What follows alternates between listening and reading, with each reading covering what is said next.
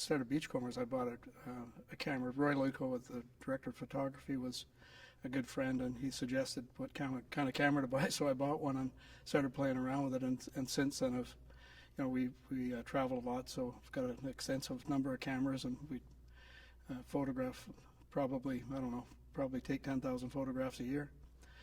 And where we live, we get a lot of sea life in front of our house. So when we first built the house 10 years ago or 12 years ago, we wouldn't go out on the deck without having a camera very handy with a long lens on it, because we had a lot of whales and Pacific white-sided dolphins and everything in our bay all the time. So it's a pretty exciting place to shoot pictures.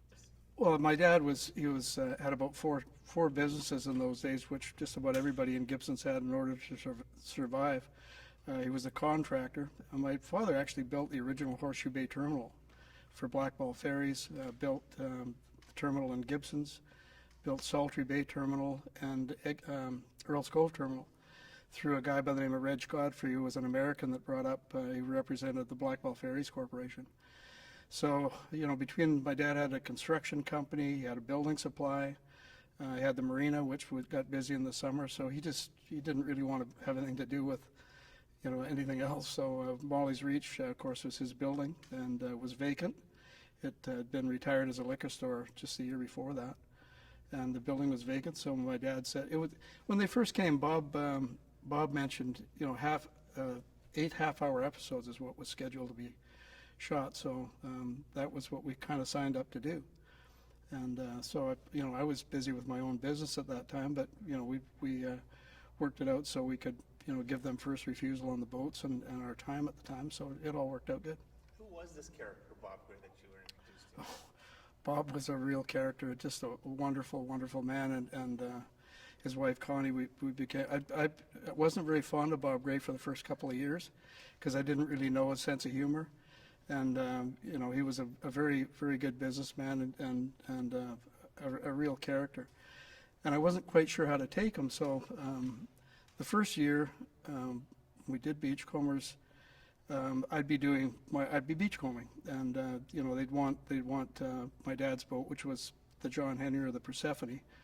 They'd want it at 10 o'clock in the morning or something for a couple hours, so I'd drop everything. I'd maybe down in Long Bay or somewhere like that, an hour's run away. I'd drop everything, come back, do a couple of 3 or 4 hours with the boats or whatever, and then go back to work again. And I was getting paid by the hour. In those days, we started out at $10 an hour for myself and the boat, fuel and everything combined.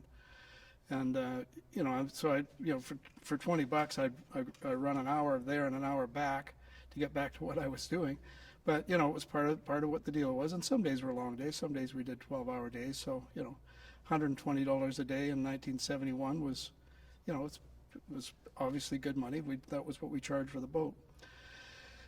Second year, I went to Bob, said the rate's going to be $12.50 for the boat, and I need a 4-hour minimum guarantee. Well, Bob was very humming and hawing at that one, but of course followed through. And by that time, I was starting to understand him, and he's one of the brightest guys I'd ever met. He was really an interesting guy. Had a totally dedicated to what he was doing at the time, and we several members of the crew, we used to harass him all the time. He didn't like animals, so we locked him in his office one day with some chickens, and we were always doing stuff with Bob that got him riled up and everything, but he always accepted it very well. He was a real good ambassador for CBC coming to Gibson's. He knew how to handle the local people properly. He was very generous with them, and would spend almost every evening up at the Legion, and associating with the locals, and became quite a popular figure in town. I think the Beachcombers ended up pretty much how Phil wanted it to end up. From talking to him, he was a brilliant guy as well, and at that time, after the first 8 episodes, I got to know some of the writers, and they'd actually come up to our house, and we'd sit around and have a beer or whatever, and talk about story ideas and stuff like that. And I think Phil steered it pretty well for the first 3 or 4 years. He was really, really involved in it. And then of course there's other producers got involved and stuff. But as far as I know, I never did hear Phil ever mention that it wasn't what he wanted it to be.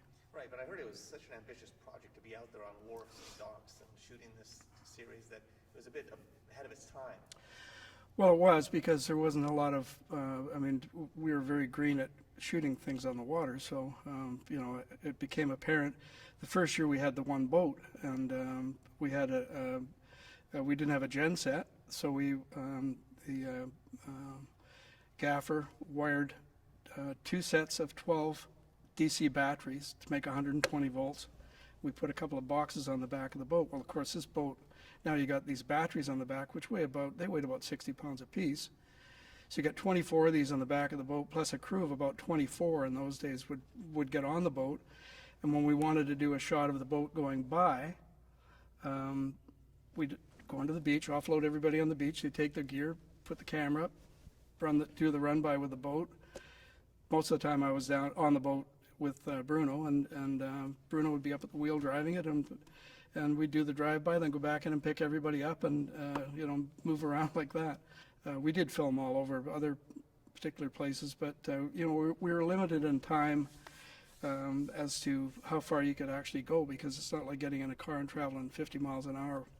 A boat, with the barge, we'd make 7 knots. So you didn't want to, the crew time, I would take the barge out usually in the morning, put it at the location, set everything up we had to get set up, and then go back in, pick the crew up, and take the crew out on our big boat. So we you had were in your 20s here at this point. So I was 23 when the show started, yeah. I was interested in the process. And for me, it was the people. I met some absolutely delightful people. The crews over the years, I'm not sure how many people actually went through that whole process of 19 years. But there had to be hundreds and hundreds, probably 700-800 people had worked on the show, which helped me because when I ended up furthering my career in the business, I knew a lot of the people. I liked all of them, but Beachcombers was a guaranteed thing, and we never knew from one year to the next it was going to go on until about March, and they'd say, okay, we're going back to work in May or something like that. But but Michael Bolton comes to mind. Michael was a very talented, he was our props master originally, and became a production designer and a well-respected production designer in Vancouver. Phil Lindsay is a cameraman. He was a lighting technician when on Beachcombers, and became one of the better-known DPs in Vancouver.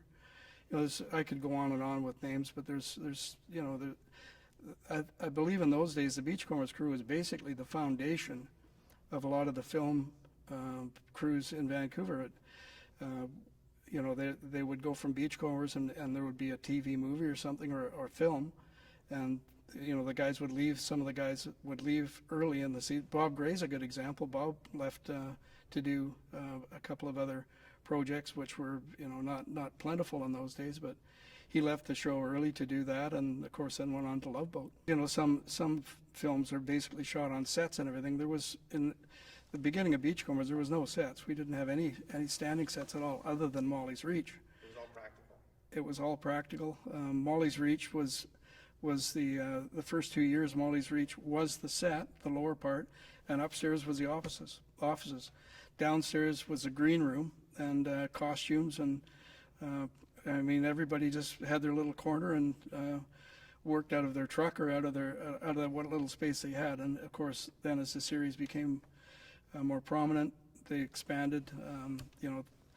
The offices upstairs weren't ample, so they rented other offices in the general area there. So it was just spread across the alley, basically. Who were some of the Canadian directors that came through there that went off to do great things, or that you enjoyed meeting? Think of the director. Well, Ken Jubenville probably shot.